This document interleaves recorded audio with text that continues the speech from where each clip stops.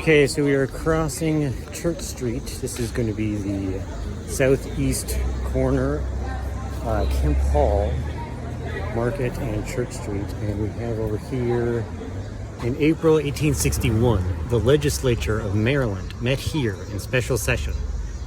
At this assembly, a bill regarded as equivalent to an ordinance of secession from the Union was introduced but failed of passage, directed by the Kiwanis Club of Frederick.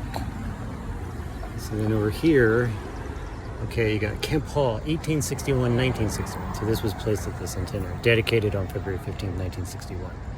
Kemp Hall. In the year 1861, the legislature of Maryland called into extraordinary session by Governor Thomas Holliday Hicks, held session in this building owned by the Evangelical Reformed Church, now the Evangelical and Reformed United Church of Christ. After convening in the courthouse on April 26th, the senators and delegates assembled here on April 27th.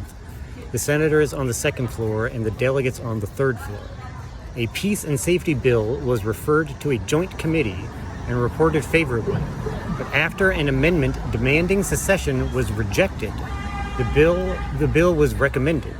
The legislature adjourned in September without passage of the bill because of lack of a quorum due to the arrest of a number of senators and delegates by federal order, and Maryland never seceded from the Union. And then there's a bunch about the plaque. So that's what I want to do a reenactment of. So Capital for a Summer. This is from the Maryland. So those were plaques went through the Kiwanis and then local people. That was 50 years ago in the centenary.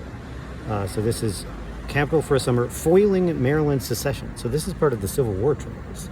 The building in front of you, Kemp Hall, was the capital of Maryland during the spring and summer of 1861, as the state came perilously close to leaving the Union. Because secession would have placed the U.S. capital, Washington, D.C., between the Confederate states of Maryland and Virginia, President Abraham Lincoln could not let it happen.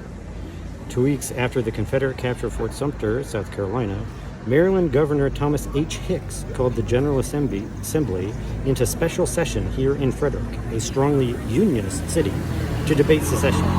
The state capital, Annapolis, was seething with resentment over the recent federal occupation of that city. Both the Senate and the House of Delegates began the session on April 26, 1861, in the former Frederick County Courthouse building located 2 blocks west of here. The next day, the senators and delegates moved here to Kemp Hall, a larger meeting space that belonged to the German Reformed Church. As early as June 20th, under Lincoln's suspension of the writ of habeas corpus, federal troops began arresting suspected pro-secession legislators. They started with Delegate Ross Winans of Baltimore, who was stopped on his way home from the session here. He, like several other lawmakers, was confined briefly under Lincoln's orders. The legislature continued to meet here at Kemp Hall throughout the summer.